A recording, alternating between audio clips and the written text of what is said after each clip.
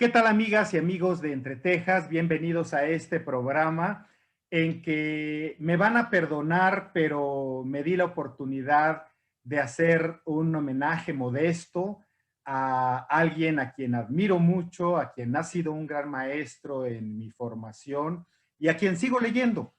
Resulta que allá por 1986, 1990 tuve oportunidad de asistir diariamente a las clases en la Facultad de Filosofía y Letras para cursar mi licenciatura. La verdad es que era una facultad en que podíamos ver a grandes personajes. No voy a mencionar por el momento a nuestro entrevistado de hoy, pero podíamos encontrarnos a Salvador Elizondo, a don Abelardo Villegas, a Eugenia Revueltas, a las hermanas Galindo, a Mari Carmen Galindo, Ana Mari Gomis, en fin, fue un tiempo esplendoroso que yo recuerdo con mucho cariño, mucho afecto y mucha gratitud. Imagínense un comité con un jovencito que había ido a estudiar a la Ciudad de México y estar en contacto con algo que desde niño le había apasionado, como es la lectura, la cultura y la filosofía. Pero en ese momento descubrí la biblioteca Romanorum Grecorum, que la misma Universidad Nacional Autónoma de México publicaba. Y entre los textos que ahí encontramos de los clásicos, recuerdo que el primero que tuve oportunidad de comprar fue el de Tibulo y su círculo, las elegías, en la versión de Tarcisio Herrera Sapien. Y justamente él es nuestro invitado hoy, el maestro, el doctor Tarcisio Herrera Sapien, un latinista, un melómano y un excelente ejecutante también. La música, la poesía y la alta cultura pues siempre lo han rodeado en esa atmósfera intelectual que nos mostró en aquella época. ¿Cómo está, doctor? Qué gusto verlo ahora y escucharlo y expresarle mi gratitud y mi reconocimiento. Sí, pues el gusto es mío, licenciado Armando, y esperamos tener que salgan recuerdos muy gratos. Sí, por supuesto, para mí lo son, doctor. Voy a recordar simplemente una de aquellas ocasiones en que yo iba por la mañana a clases. Usted daba clases en la tarde, de latín, latín 1, latín 2. Bueno, usted es un latinista muy importante en la historia de la cultura en México. Y recuerdo que allá por 1985, en que estaba en su clase y al terminar que conversé un poco con usted, justamente el 30 de julio del 85, me obsequió lo que es su discurso de ingreso a la Academia Mexicana de la Lengua. Lengua y Poetas Romanos de Alfonso Reyes fue su discurso, que respondió también otro célebre humanista, don Antonio Gómez Robledo. Usted lo recordará, lo tengo autografiado por usted, por supuesto, y es uno de mis grandes orgullos en mis estudios y mi conocimiento de la cultura, doctor. ¿Qué significó para usted haber ingresado a la Academia Mexicana de la Lengua en aquel momento, el 85? No, fue una enorme satisfacción. Primero, el hecho de que decían, están entrando a la Academia de la Lengua varios españoles, que no hay buenos humanistas en México. Exaudi vis sire utrum humanistas sint in México, y habeo amicos humanistas et sapientes et como de latín elocuentes. Así que no solo hay humanistas entre nosotros, sino que cómodamente hablan latín. Y entonces así fue una de las grandes satisfacciones de aquellos tiempos, y que ya me ha llevado en el momento actual con todos los trastornos e imprevistos que hay ahora con esta plaga, que resulta que yo soy el decano de los humanistas actuales ahí en la Academia de la Lengua. De modo que sí nos ha dado tantos gustos. Allí yo introduje, después de que el, el gran poeta Eduardo, que es director de la biblioteca ya de la Ciudadela, él introdujo la costumbre de decir algo cantado, o sea, aunque fuera una frase, un verso, y entonces dijimos, pues también nosotros podemos cantar algo. ¿Y qué tal si en vez de decir, hombres necios que acusáis a la mujer sin razón, sin ver que sois la ocasión de lo mismo que culpáis, decimos, viris tulti, quia accusatis feminam in rationem, vos signavi occasionem, es ellos dem quod culpatis. Dicen, ¿y eso por fin es latín o es español? Pues es el latín vuelto español de hoy. Sí. Y salió casi de primera intención, así como Sor Juana hizo su obra maestra de hombres necios que acusáis, seguramente en una mañana, en una tarde, porque todos sus versos de esos hombres necios se ven de una facilidad, de una gracia sobresaliente, y entonces así llegamos a la clase siguiente y les dije a los alumnos, hoy es un gran aniversario de Sor Juana y vamos a festejarla cantando, pero no solo cantándola, sino cantando sus versos, y no solo sus versos en español, sino en latín.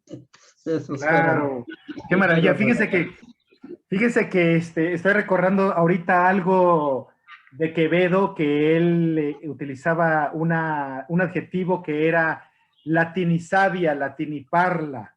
Y siempre pienso en Sor Juana cuando recuerdo eso.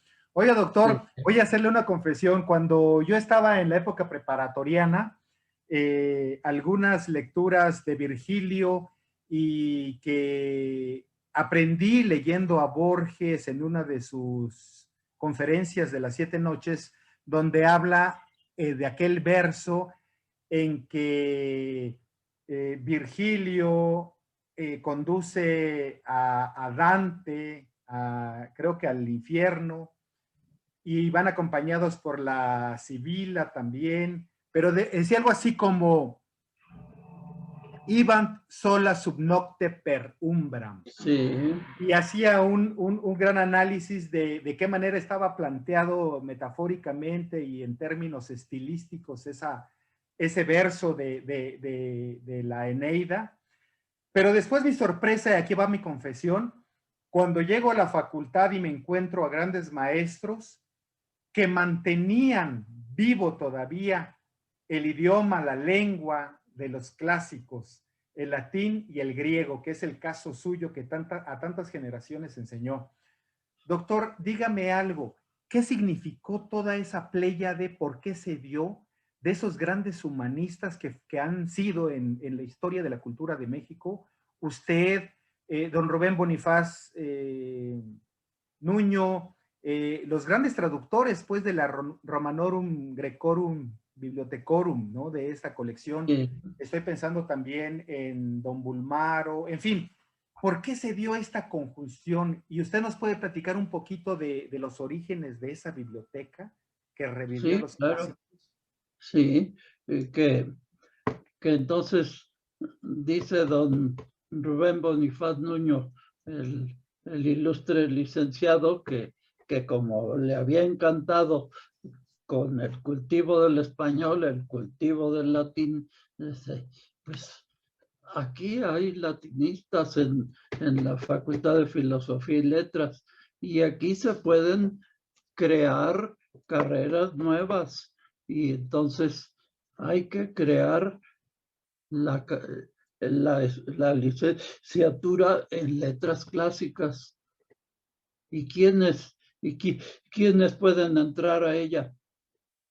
Los que hayan estado estudiando en otras especialidades conexas, pero que no las maduraron o las encontraron demasiado elevadas o prolongadas.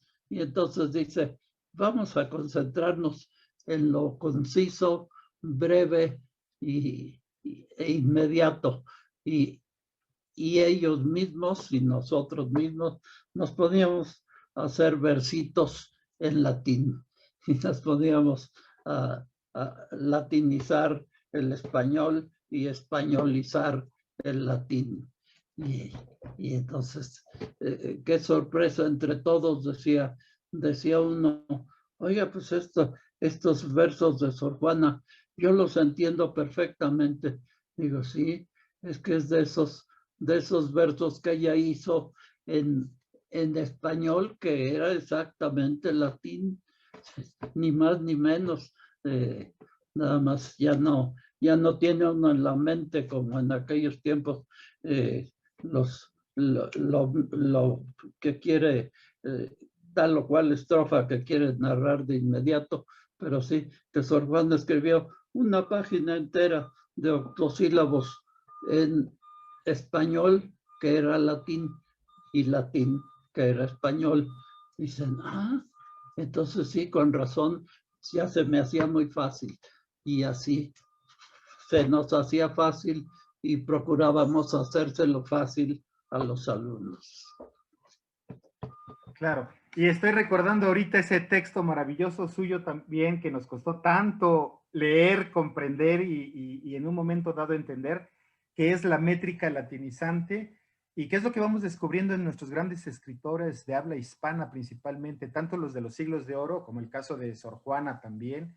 Tan importante conocer en buena medida por lo menos algunos de los elementos de la métrica latina y el ritmo, el verso de los clásicos. Doctor, cuéntenos el tema de la Biblioteca Romanorum Grecorum, por favor. ¿Cómo surgió esa idea? ¿Cuándo fue? Sí, y dicen, ya tenemos escritos, encontramos aquí escritos varios libros de nuestros queridos Agustín Millares Carlo y demás compañeros suyos recién más o menos en decenios recientes de entonces llegados de España y que ellos sí hablaban latín, sí cultivaban el latín.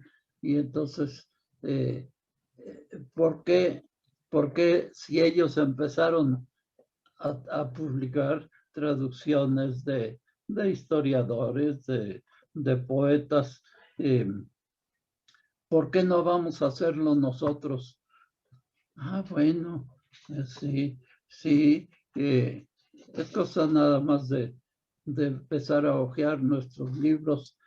Sí, a mí me gustaría traducir el arte poética de Horacio, dice don Rubén Bonifacio. Espérate, Tarcisio, primero tradúcenos algo más fácil.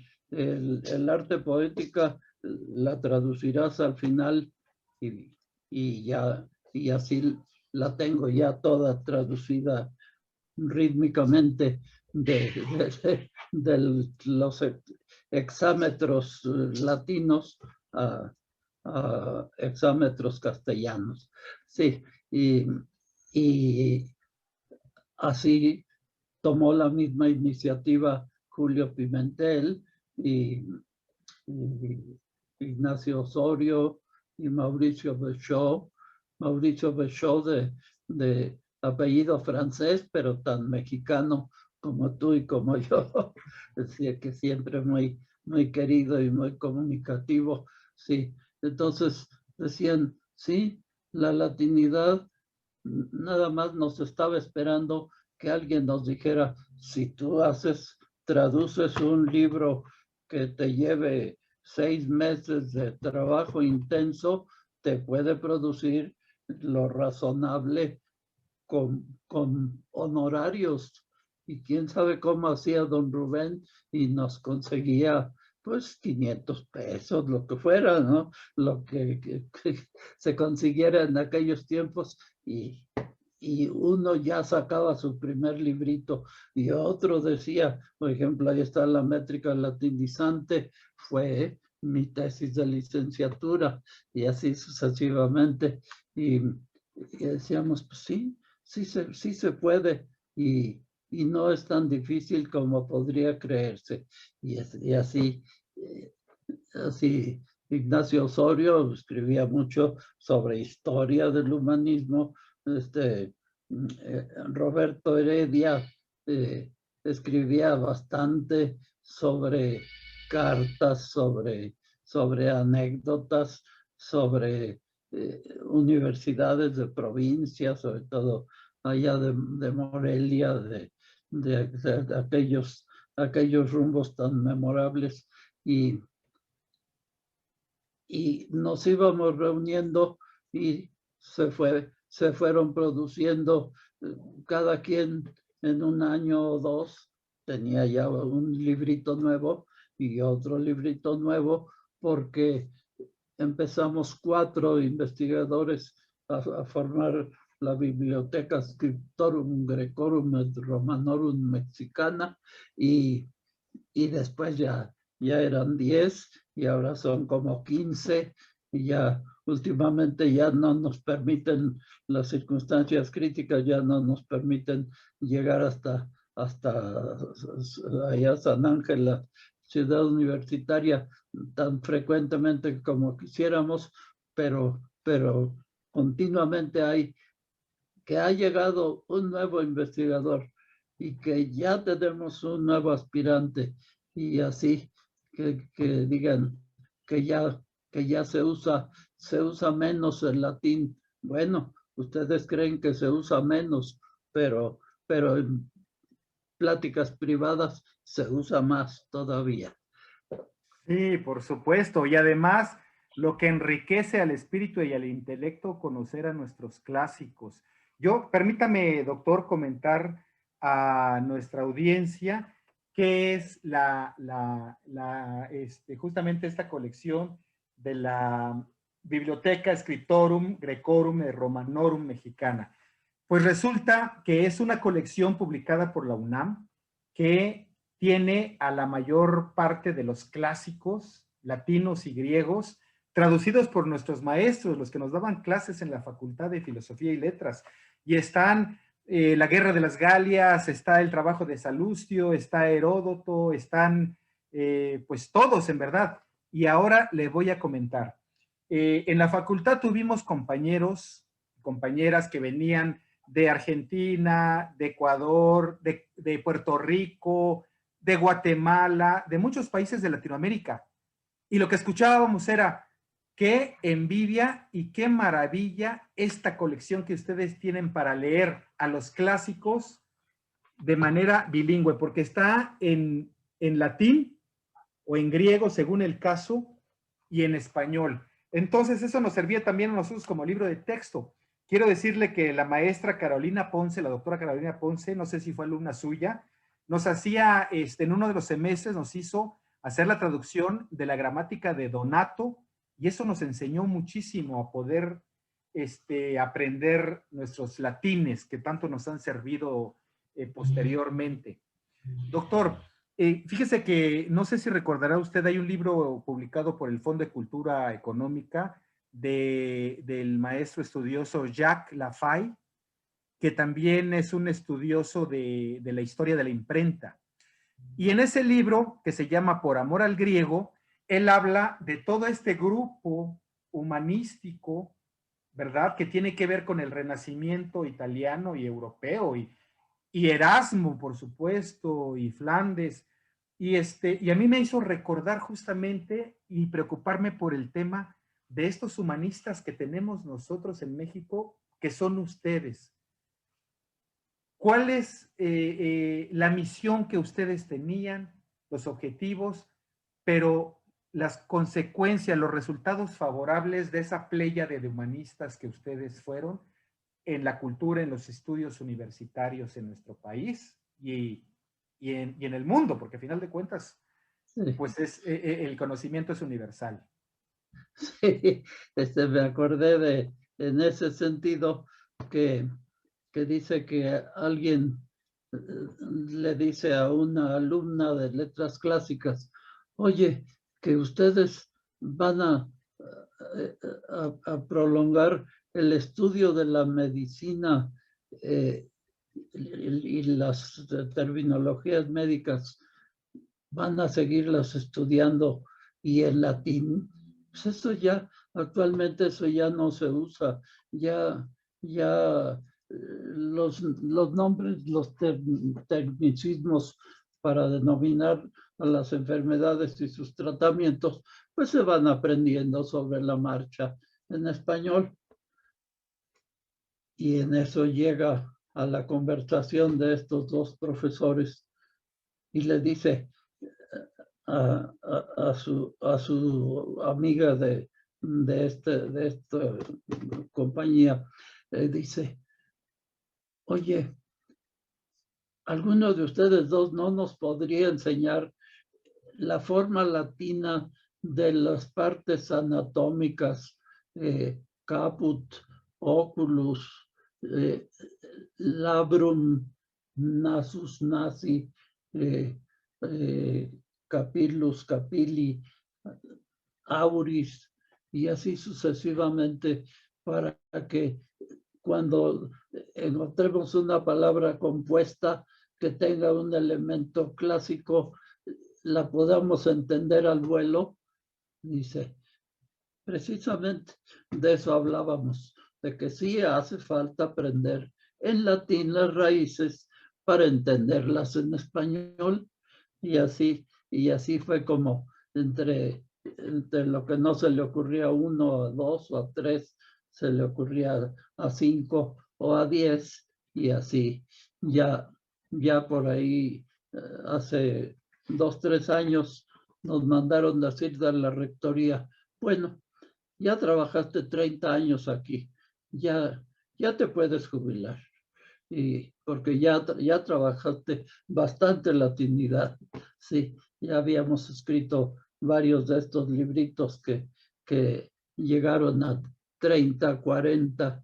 Es por cierto que nos encontramos nada menos que con don Francisco José Cabrera, que a su vez era jubilado de haber estado estudiando humanidades y de ser abogado, y después de aplicar sus estudios clásicos a negociar trámites y productos latinoamericanos, y que ya que se jubiló de su negocio, dice: ¿y qué tal si escribo un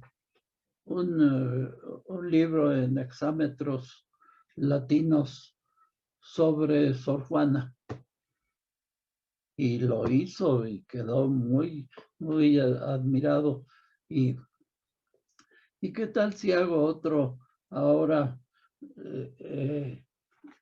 sobre la Malinche? Ah, perfecto. ¿Y qué tal si hacemos más materiales sobre los personajes de la independencia? Magnífico. Y así fueron saliendo sobre la marcha un ciclo de libros que son ya docenas que tenemos publicados aquí en la UNAM, y que han resultado siempre conectados con actualidades. Ya no nada más decir alguien que vivió allá por 1700, alguien de 1800, ¿no? Alguien de nuestro país y de este mismo siglo, de estos últimos decenios. Eso todavía es clásico, y así es como nos sentimos realizados y vemos que todo eso que estudiamos sí fructificó. Y nuestros alumnos ya tienen, qué gusto que nuestro querido licenciado Armando, ahí tiene algunos de los libros que tuvimos el gusto de intercambiarnos unos con otros. Sí, por supuesto. Lo hemos dicho, mi generación fue muy combativa en el sentido de que venía toda esta corriente neoliberal de convertir a nuestras grandes universidades humanísticas en lugares manufactureros, es decir, todos aquellos dictados del Fondo Monetario Internacional a principios de los 80, justamente, en que querían mano de obra barata y no querían gente pensante. Y eso fue de un impacto terrible. Yo le quiero decir que, por ejemplo, echo tanto de menos el que en el caso de Chiapas no tengamos esas grandes universidades con esa gran tradición que tienen las de Morelia, las de Zacatecas, que se haya perdido este nexo, porque aquí tuvimos la Universidad de San Carlos en Guatemala y la Facultad de Derecho y de Humanidades en San Cristóbal, en Ciudad Real, que sin duda tuvieron un cúmulo de estudiosos humanistas muy importante, que nos hubieran dejado un gran legado, pero no está el material. Y en la actualidad, pocos estudian las humanidades también para únicamente darle paso a las carreras técnicas y para ser profesionistas nada más. No se ha olvidado este antiguo ideal de que lo más importante es la profesión de ser hombre o mujer, pero hombre, ¿no?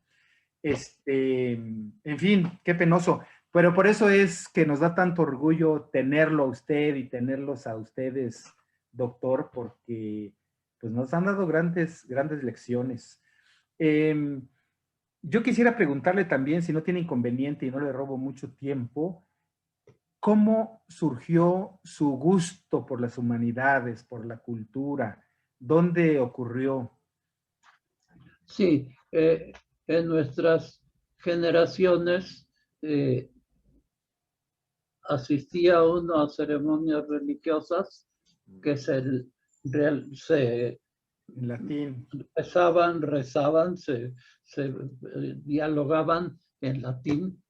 Y entonces me decía mi papá, que era organista, y dice, fíjate, aquí esto que yo te canto, que tú dices que no se entiende mucho, mira, como si, sí se parece al español. Pater noster qui es in celis, a Padre nuestro que estás en los cielos. Ah, sí, sí se parece. Ah, entonces, así es. El español vino del latín. Aquí se ve en lo que rezas todos los días. Ah, pues sí, sí es cierto. Entonces, sí están, el clasicismo sigue vivo y la gente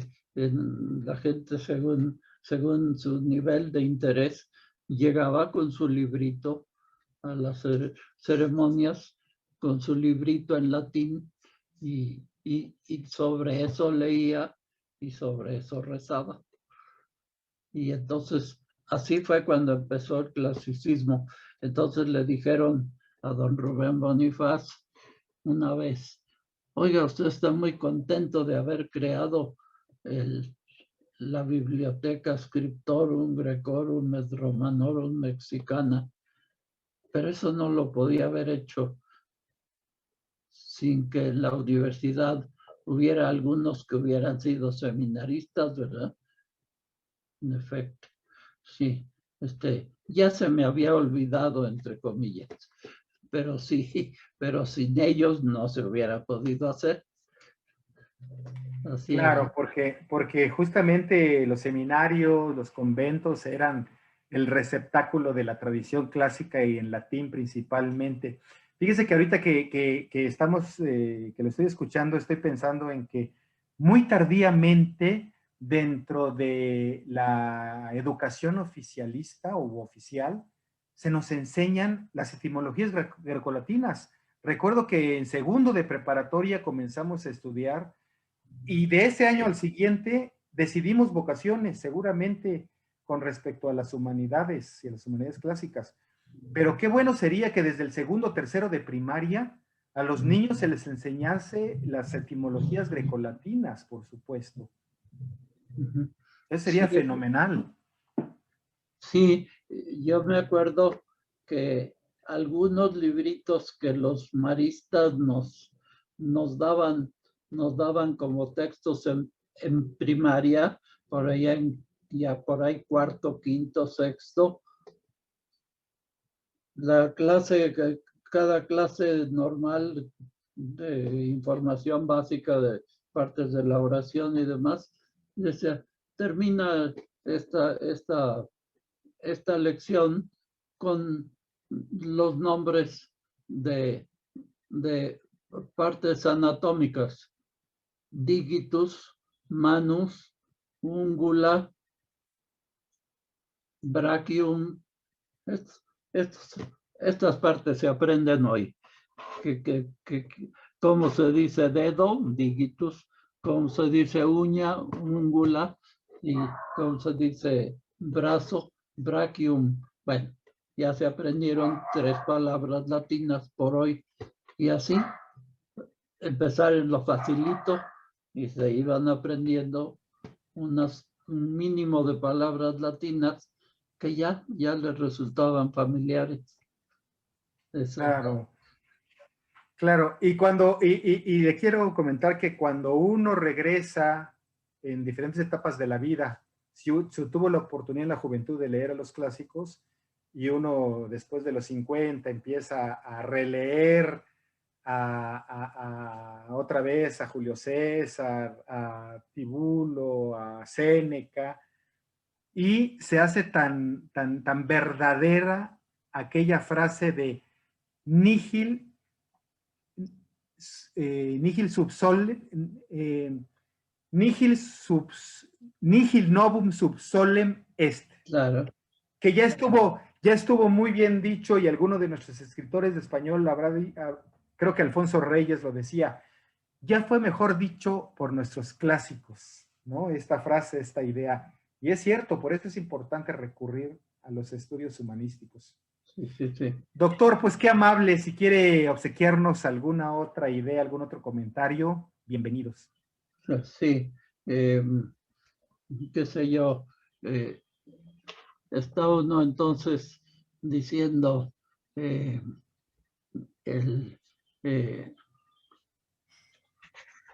suave patria, de estas conmemoraciones que, un segundo. De Bicentenario.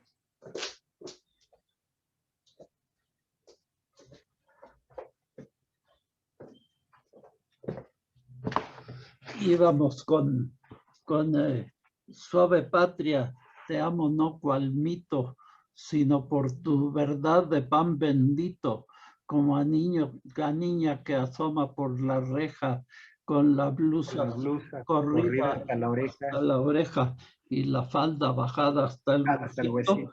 Pues yo la puse así en latín.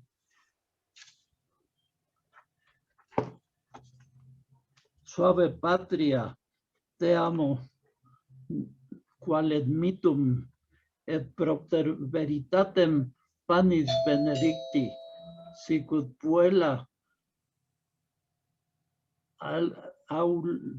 saliens per rixam cum camisia ascendens usque aurem et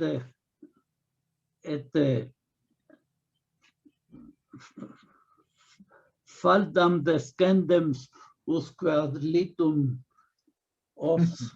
Sí, que no encontré aquí rápidamente mi traducción de esa estrofa, porque los años no pasan en balde y ya no viene. Sí, pero nos dimos cuenta de que estaba traduciendo sobre la marcha, o sea, no estaba leyendo, traduciendo sobre la marcha.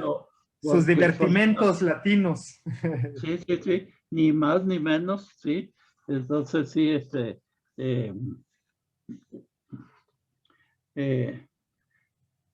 navegaré por las olas civiles con remos que no pesan porque van como los brazos del correo Chuan que remaba la marcha con fusiles.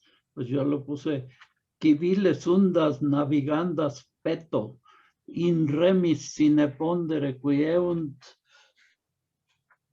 ut brachia legati olim fuerunt, navegantia infretis cum sclopeto. Porque la suave patria, sus 120 y tantos versos, los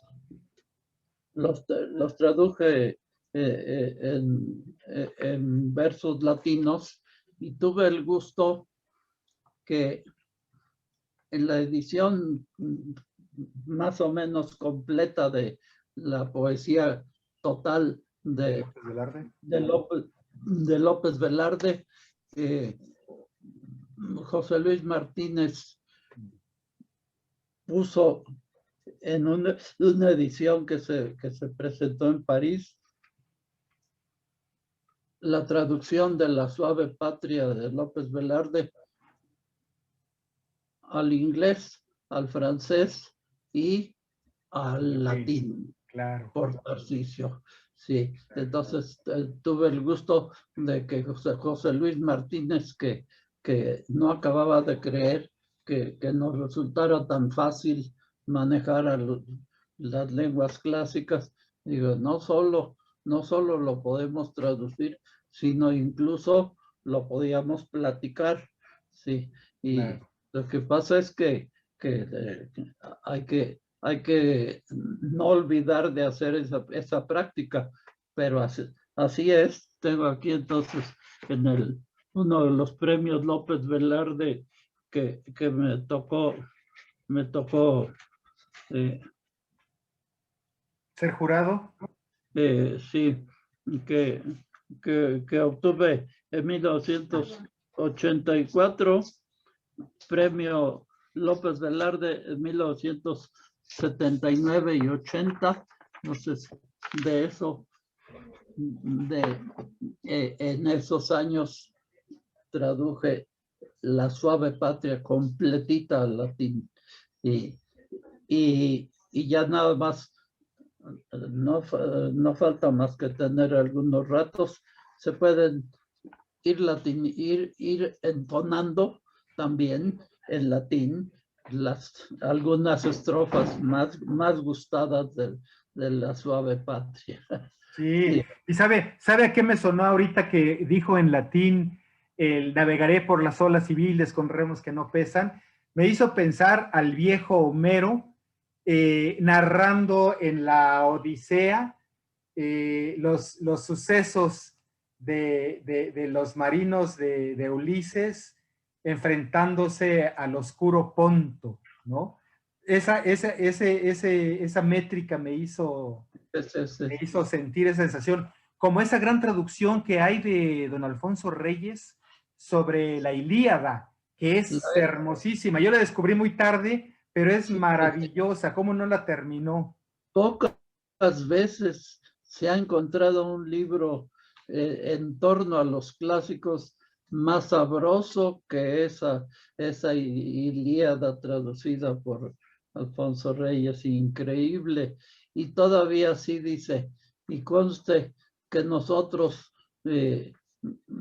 no sabíamos griego, no sabíamos latín, pero por lo menos envidiábamos a los que sí lo manejaban. Sí, es realmente, Alfonso Reyes es amo y señor del humanismo en México. Por Por supuesto. eso hice mi discurso de ingreso a la Sí, academia lengua y poeta romano se me sobre Alfonso Reyes, Alfonso claro. Reyes. Y le voy a decir Sí, que allí con este trabajo suyo aumentó mi gran admiración y respeto por don Alfonso Reyes. Quiero decirle que el maestro Hugo Iriarte en uno de los semestres en que nos enseñó, nos retó a que leyéramos las obras completas de Alfonso Reyes editadas por el Fondo de Cultura Económica. Yo me quedé con ganas de conocer a don Ernesto Mejía Sánchez, traductor después o mejor dicho, compilador de Alfonso Reyes, nicaragüense, como Darío. Y también, como yo ya llevaba como 9 o 10 tomos, pues bueno, me saqué el primer lugarcito de haber leído la obra completa de Alfonso Reyes, que en esa época llegaba a 22 tomos y que yo esperaba ansiosamente la aparición de sus memorias sobre sus libros, que después apareció ya publicado no solo por el Fondo de Cultura, sino creo que por el Colegio Nacional. Pero bueno, esas son las enseñanzas que ustedes nos dejaron, maestro, y muy querido y admirado doctor Tarcisio Herrera Sapién. Que Dios lo mantenga en su gloria y en la productividad en que se encuentra. Pues sí, muchas gracias, licenciado Armando, y qué gusto conocernos por las vías electrónicas, porque es una satisfacción ver que el clasicismo sí es amado y cultivado. Y ya sabemos por qué. Alguien que le decimos, tú sabes lo que quiere decir viris tulti qui accusatis feminam ingrationem hombres necios que acusáis a la mujer sin razón. Exacto, dice, no que no, no fui capaz de traducirlo todo al latín, pues hay quien me entiende el latín de primera intención. Qué gusto, licenciado Armando. Igualmente, doctor, le mando un fuerte abrazo y le reitero mi admiración y mi respeto por su gran labor humanística en México y en América Latina. Gracias, que tenga buen día. Encantado, felicidades. Hasta luego.